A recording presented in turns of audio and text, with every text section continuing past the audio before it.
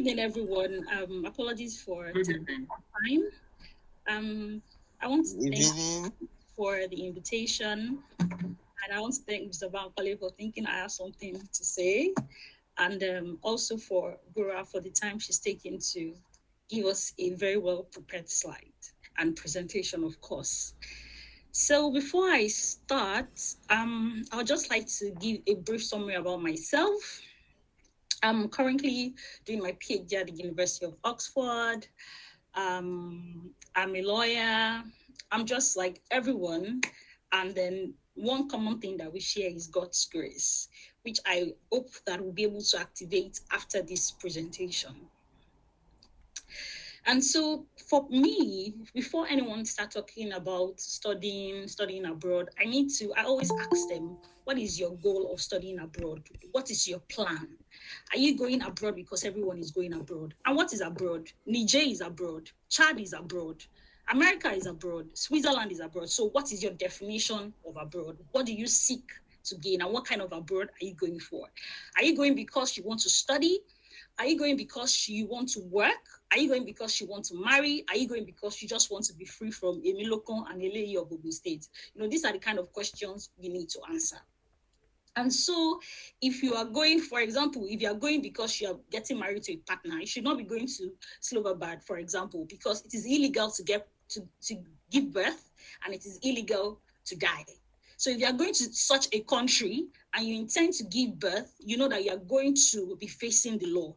So these are some of the questions you need to ask yourself before you make up your mind on what kind of abroad you are going to and what thing you're actually going for.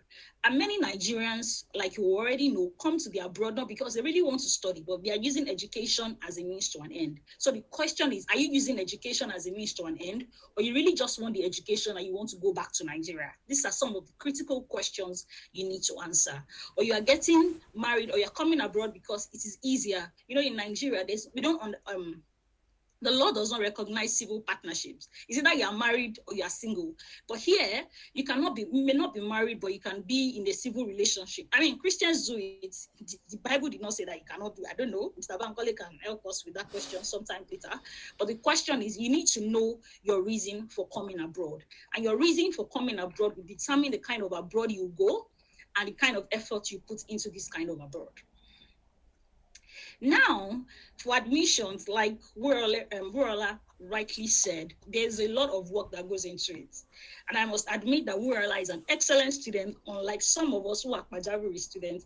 And Pajawiri means emergency. We are just like, oh my God, I need to make this application. And I do not advise that anyone is like me, because I typically make my applications 5 minutes to the deadline, 2 minutes to the deadline, or the last one I made on the hour. Even though by God's grace, I somehow always, maneuver this process. But you need to know who you are and the process and the time that you want to commit to this. Now, what are the stages of application? There are 3 stages of applying to schools abroad. There is the pre-application stage, there is the application stage, and there is a post-application stage. Now, the pre-application stage is the application stage where you are thinking, why do I want to go abroad? What kind of abroad do I want to go? What do I want to study abroad? What are the things that I want to commit into this abroad? Like I said, Chad is abroad, Niger is abroad, Rwanda is abroad, Switzerland is abroad, UK is abroad, America is abroad. So you need to ask yourself, what part are you going to? And what are the things that you need in your pre-application stage? One thing you need in your pre-application stage is your mental state. Now, you get a lot of information. People come on social media, on YouTube, on Twitter, give people, very thorough information. One of us came visiting the other day and we're discussing about how people advise you that, why are you going to study an LLM? Why can't you go and do social work? Social work is where you get the money. What kind of money are we talking about, right? Maybe money that they convert to Naira. Your bills in America or your bills in the United Kingdom, are they paid in Naira? No. So these are the kind of things you need to ask yourself, and you need to know for yourself your mental state, your mind. If you do not have a mind of your own, you're just going to follow people. Someone will tell you nursing is a new thing. you do nursing. Another person will tell you, no, do physics and biology. Then you begin to do. So you need to make up your mind on what exactly you want to do. Because whatever you want to do can be done. It doesn't matter whether there are 10,000 people that have done it before, you can still do it. What the difference is that you are the new person involved. And everybody can do something the same, can be doing the same thing, but don't have to do it the same way. Another thing, you need to shortlist the countries you want to go to. You don't have a business with America if what you want to do is in Canada. You don't have a business with Canada if what you want to do is in Switzerland. So you need to shortlist the countries you want to go to, as well as shortlist the schools you want to go to. There are over 5,000 schools in the UK. You can imagine the number of schools that are there in the world. So it is impossible, humanly, even spiritually impossible, to apply to all of the schools in the world during one application here. It means that you are not doing anything. It means that that person is entirely jobless for you to want to apply to the over 5,000 or 10,000 schools in the world. So you need to shortlist the countries you want to go to and the schools you want to go to. And not just the schools you want to go to, but the programs you want to go to, you want to do. And so I find people send me messages on LinkedIn and say, I know you are in the UK. Can you tell me the school that I should go to? You can't be telling someone on LinkedIn to be doing your assignment for you. I'm not in the UK to be researching schools for you. If you want people to research schools for you, there are many organizations, like where I said, that actually collect money for you. So you can't be giving me your assignment to do. It's just like you sending a message to your lecturer. Please, sir, can you help me write my examination? They won't write it for you. They already know that you're a candidate of failure. So even if imagine that I'm a funny person or a funny fellow, and I'm like, oh, don't worry, I know schools that you can attend. I collect money from these guys. They give them some fake admission letter, and they come to the UK. Yeah, they're in the UK, and then they're in the arms of the law, the arms of legal officers. So you need to know the courses you are going for. You need to know. I cannot find for you. Wura cannot find for you. No professor in the UK will find for you. As a matter of fact, even if you're in LSE, Mr. Bankole cannot find for you and should not find for you. Another thing is understanding the admission cycles. People will reach out to me, oh, Mary, I want to come to Oxford. This is when are we? Oh my God, we're in June. People will say, oh, Mary, I want to come to Oxford. I mean, in December, January, someone reached out to me, I want to come to Oxford. I'm like, okay, yeah, that's next year. The person's like, no, I want to resume. That was in January. I want to resume in September. How? When the admission cycle closed in December. So you need to know the admission cycles of the schools you're going to. And that's why we have said that there is a need for you to shortlist the countries, shortlist the programs, and shortlist the schools you want to go to, because the admission cycle for America is different from the admission cycle for UK. It's different from even within the UK, there are different admission cycles. For example, Cambridge closes first week in December. In fact, I'm using first week flippantly. By the 2nd, 3rd of December, Cambridge has closed their application. Oxford, by January 2021, they've closed their application. Harvard, by December, they have closed the application. December 1, Stanford, by I think December as well, they've closed the application. Columbia, by December 18, they've closed their application. And so whereas some schools in the UK, they're just beginning to open up their admission in December, and they'll close in May, June. So you need to understand the admission cycle of the school you are going to, so you're not running against the tide. Another thing is shortlisting your referees. It's good that your vice chancellor can write your reference for you. It's good that your principal can write your reference for you. But what is not good is for someone that gives you a generalistic reference letter. So even if the person is the assistant Jesus or the assistant Holy Spirit, and they give you a generalistic reference, you are not going anywhere. Even if you're a first class student, you have a first class material, because all of your application documents must be in sync. Everything must be together. So if one is at the back, you are not going anywhere. The people that are requested for reference, it is not for fun. I mean, there are some schools that they will give you, because of course they want your money, you're paying money for it. So they can give you the levity to send it some other time. But if you want gain, if you want to be at the forefront of your application, you need to know who you are asking for reference letter. I wrote a reference last week for somebody who is 2 years, who was my junior by 2 years in a board, and the person was shortlisted to the next stage. I mean, I did not, no one would have thought that. I mean, I did not teach this person, but I wrote reference for this person.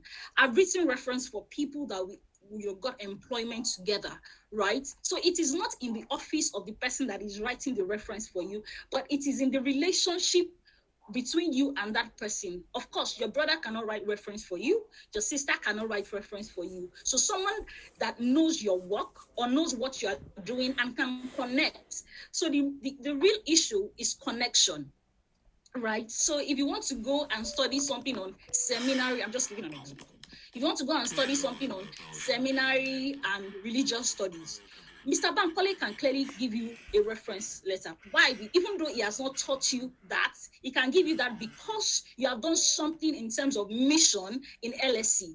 And so there must be a connection with who is writing for you and what you are aiming to get. So even if somebody has taught you and there is no connection between what you are aiming for, it is a waste of your time and a waste of the person's time.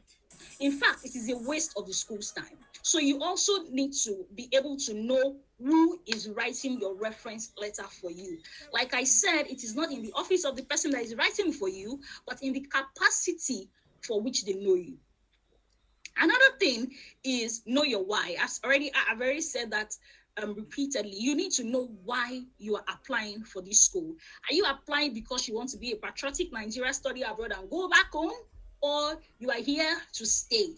So if you are here to stay, you cannot be studying any kind of course that they give you. They can't just be giving you any kind of course and you take it, right? So you need to know why you are here, because why you are here will help you to, plan yourself very well. Know what you are pushing for, know what you are, waving and all of that. Another thing is you need to gather your documents. I think Wura said this already. You need to gather your transcripts, your personal statements. By the way, all of this is pre-application stage, and it looks like it's a lot, but no, it's not a lot. Like I said, I'm a Pajawiri student. I do things at the last minute, but it is not a lot. It looks like a lot, but it is really not a lot. Another thing is the pre-application stage. Yes, the personal statement. Wura has volunteered to share our own document, even though I would have advised, that no one should share that kind of document. And that's because you find people trying to imitate your writing when they are writing their own personal statements. So if I've submitted something to Oxford and I send it to someone, you find them adopting that writing style.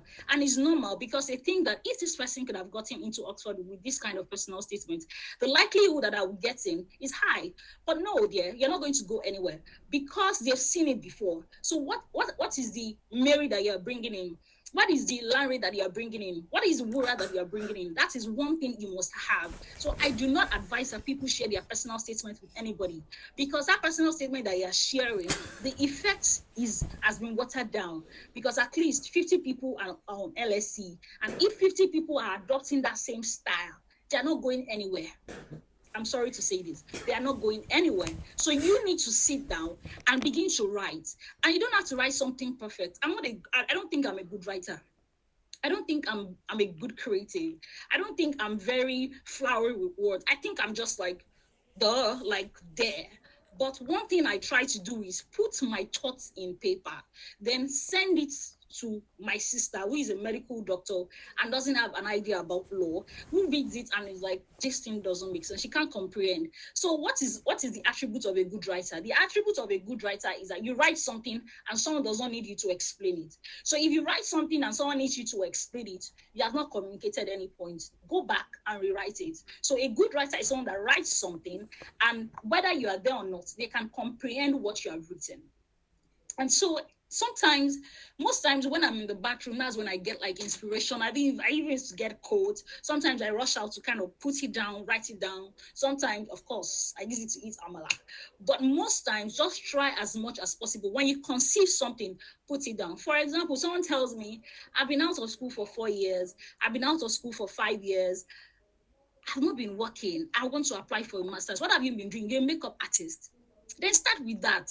You can, We can say beautiful bodies, all this body shaming thing is a big thing in the abroad. So all of that, and what you're doing is to boost people's confidence. That's what you're doing. You are boosting people's confidence by giving them makeover or makeup. That's what you're doing, and that's what you should be including in your document. So oftentimes you see people starting their personal statements with, oh, the definition of biology or physics. Nobody's going to read that.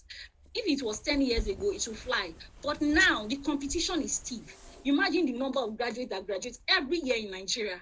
And people know an average student is thinking of how to leave the country because they're tired of LAE of Ogun State and Emiloko of Nigeria. So you need to know, what do you want to do? How do you want to do this? Because it's very competitive. If 10 people apply this year, 20 people will apply next year. If and in another 3, 4, 5 years, 100 people will apply. So you need to also up your game. It's competitive. You see people get into school this year and then they're like, don't worry, I'll apply next year. And they don't go anywhere. Why? Because the competition is stiff. Right? So you need to know all of this at the back of your mind. And your CV, people send CVs to me to help them review, and they send me 5 pages. You're not a professor, you're not a doctorate holder, you're sending me 5 pages. So when you become a professor, you probably have 30 pages, or we need to help you with your, I apologize for this is where I am anytime, any day. So this is how I'm going to say, even Jesus knows. So don't take it personally. I'm not attacking anyone. But what I'm just saying is that your CV cannot be more than 2 pages. What are you writing in your CV? Any information that does not make you competitive should not be in your CV. Even if you have worked in the World Bank, World Health Organization, World Trade Organization, International Finance Corporation, all of it cannot go into your CV.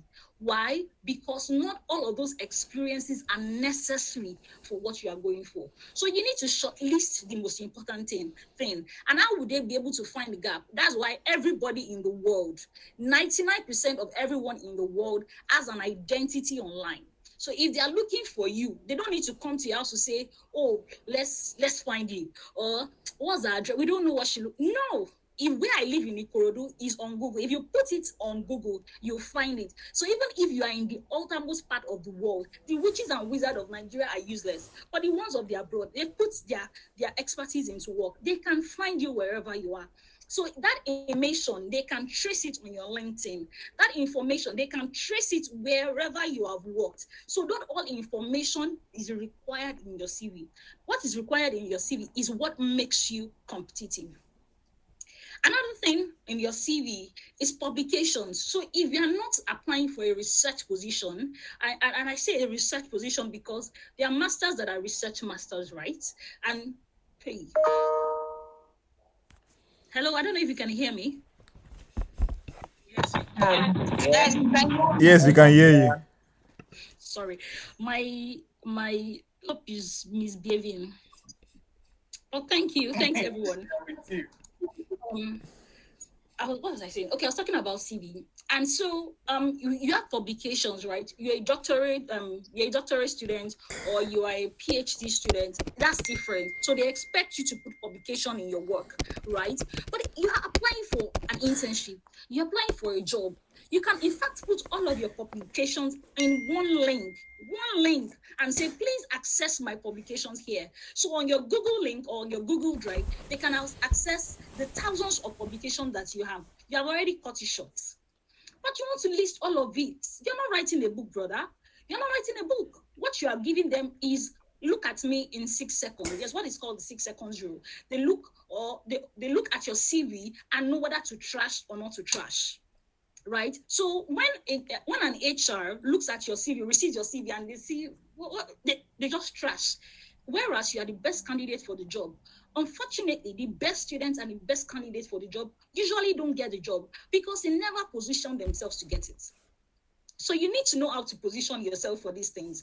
2-page CV. In fact, some recruiters will say resume, 1 page. So if your one is your biography, you're not going anywhere because there's a system. There is an app that just deletes it, like remove. Sorry, I say a lot of Yoruba, but you get my point. What is this? Like bounce back. The doctrine of bounce backability. So if you don't want to be bounced back, whereas you are the best person, then know what you're doing. Another thing is TOEFL. People ask me, should I write TOEFL? Should I write IELTS? The people that advise you to write it, they are getting paid for it and they are getting commission from it. So they are going to push it up. Even the British Commission, British Council, even the British Council of Nigeria, they now have this competition where they give the best IELTS students £10,000. Likelihood that you'll be one of them is another thing. But you don't need IELTS, you don't need TOEFL, because the official language in Nigeria is English language. And you have been speaking English since the time they gave birth to you. Even in the hospital where you were giving birth to, it's like the woman has given birth. So the first language you probably heard was English. So why are you writing IELTS? Why are you writing TOEFL? That 75,000, probably now because of inflation, 80 to 100,000 can be used for something else. So guys, there is no need to take that examination. What you need to do is to send an email to the school requesting a waiver, stating the reasons why you should be granted a waiver. 1, because English is the official language in Nigeria. 2, because your education was in English. 3, because your professional experience was in English for people that have done internship. 4, because every language you speak around you, even if you go to the market, anybody that doesn't understand Yoruba, you say English or Pidgin English. Of course, you don't put Pidgin English there. It's English language. So these are the reasons you're giving to them, like, excuse me, I am not supposed to be writing this examination. Kindly grant me a waiver. So you save yourself money, cost, and the stress of taking that examination. Application fee. I always say this because it's actually the most realistic story. What was the last application cycle? The last application cycle I did, by the way, I'm a serial applicant for scholarship and all of that, because when we fail, we stand up again. So I'm talking from a position of failing before and now here. So it's not just like everything is going smoothly. So don't think that when you apply, you always get it. No, I'll come to that later. But in terms of application fee, I remember that I was applying to Columbia Law School and the deadline was 18th of December. And one of my referees had given me an L. An L means like, Ella, sorry, I can't do it again. I'm very busy. And I'll just say like, oh God. And then I was just checking through. And on that day, I realized that Columbia was still open, was closing on the 18th. 1, I wasn't prepared to pay money. 2, the likelihood that I would get in was slim because, I had not planned to apply for Columbia Law School, which is an Ivy League. So what did I do? I sent the school an email saying, I just found out this, I don't have my documents, blah, blah, blah, blah, blah. Please, I also want a waiver. And they got back to me saying, a waiver will take at least, I think 2 to 3 days or something funny. Guys, it's closing today. I sent them back an email like, excuse me, it's closing today. I don't have the money, blah, blah, blah, blah, blah. By the way, if you're requesting for a waiver, don't be too proactive to go and pay. Because once you pay, you don't need it. They're never going to refund you. So, anyways, they got back to me saying blah, blah, blah. I called them. I'm sure they can remember me every time they think about me. I was on their neck. So what was supposed to be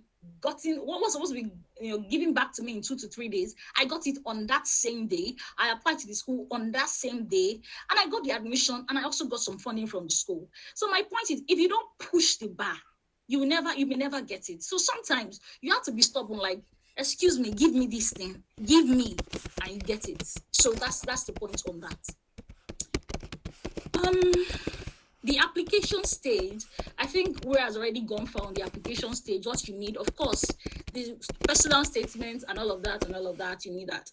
But you need to have your own story. You need to know what you are writing. Like I said, everything you are writing, you must have a central theme. If your theme is on resilience, maybe you've been suffering from when you are young, now you are old, you've been pushing despite all the shortcomings, that everything must come back to resilience. If what you are pushing on is you are proactive, like you're a leader anywhere you are, even if you are just a normal member, you always just go for it. So everything shows leadership. You are the president of LLM, you are the president of that. So it starts showing leadership, that when you come in, you're going to be giving them leadership. So your application documents, all of it must point to that angle of one thing, whether you're showing leadership, whether you're showing resilience. And many people, I'm a Baptist, a proud one at that. And people who say, BSF. BSF means Baptist Student Fellowship, by the way. They're like, this church thing. People always push church things aside. My dears, the church things actually even make you competitive. In my CV, I have my church activities in my CV. Yes, so what is important is how you connect it, right? So if you're a member of the Lydia Association or Lydia Auxiliary or Girls Auxiliary or prayer band, in prayer, you're praying for people. You're not praying for yourself alone. That shows that you care about other people. That's the connection. So people just say, oh, it's spiritual. The fact that it's spiritual does not mean that it cannot fit into your CV. How it fits into your CV is what you have to find out and connect. Like I said, everything must connect. It's a dot. It's going in circles. So it must connect.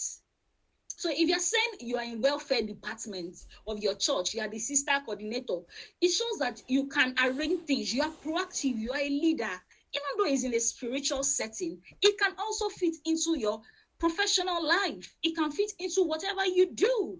And that's one thing Christians must start to bear in mind. It's not the fact that it's spiritual doesn't mean that you can't use it in your secular life or in your professional life. Nothing you do in this world, nothing, and I emphasize again, nothing that you do is a waste unless you call it a waste.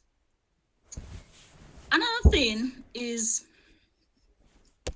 the post-application stage. Yeah, the post-application stage is when you start getting love letters. I mean, that's a good word for Elas or sorry, blah, blah, blah, which is natural. I mean, at some point now, when I get emails, the first thing that comes to my mind is, oh, they didn't pick me. So I now have to read it and say, oh, I got it. Right? So nothing should move you. And I'm done with my slides now. I was just a talking point, by the way. And I just want to say that for me, I found it difficult reaching out to people. And that's because sometimes I'm just like, I can do this thing myself with the grace of God. I just like my very limited circle. I don't like to be asking people. It's already stressful. Even for this current school that I am in, usually if you're a PhD student, and this is advisable, you want to apply for a PhD or a research master's, reach out to the person you want to supervise you, because sometimes you're not getting in not because you're not good. You're not getting in because you already have so many students they are supervising. So if one lecturer has 10 students he's supervising, and another lecturer has one student that is supervising, the likelihood that they want to admit another student to come and join the 10 to make it 11 is very slim. But the likelihood that they will admit another person to come and join the one is high. And so that's why people ask you or always advise that you should reach out. So you're not wasting your application energy on another person that is already choked to the brim. Unfortunately, I did not reach out to anyone because I did not think that I was going to get in. And this is the point I'm driving at: imposter syndrome. Even the best of us, even the very best of us, think that we are not sufficient. And I'm going to use a very popular example. But Tinubu, for example. Tinubu, despite being the mastermind of politics in Southwest, was still a little bit threatened by Osibajo. And when other people were buying delegates, he said, what will I do? He bought aspirants. If he was confident enough in his own experience and everything he had done, he would just come and he'll have probably won the primaries. So even the best of us, we feel like, would they pick me? Even like, will I go? Imagine Okonjo-Iweala, she was the minister in Nigeria, and there were still doubts if she would ever be the DG of the World Trade Organization.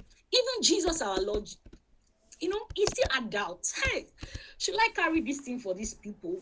My Lord Jesus, God, if this cup can pass over me. So no matter who you are, even when you get to where there is fear, you will be afraid. It's natural. It's not beyond you. It's not that you're not good enough.